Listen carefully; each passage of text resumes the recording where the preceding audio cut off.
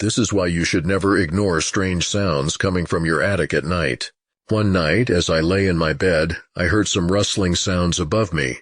Initially, I thought it was just the wind, but the noise persisted, and it was louder now. I couldn't help but investigate the source of the sound. I grabbed my flashlight and climbed up to the attic. As I looked around with my flashlight, I saw nothing unusual. But just as I was about to turn back, something caught my eye. In the far corner of the attic, I saw a pair of glowing eyes staring back at me. Suddenly I heard a low growl and the eyes began moving towards me. I tried to run, but I tripped, and when I looked back, the creature was mere feet away from me. It had sharp claws and teeth, and its fur was covered in blood. I knew I had to fight for my life, but I didn't know if I'd make it out alive.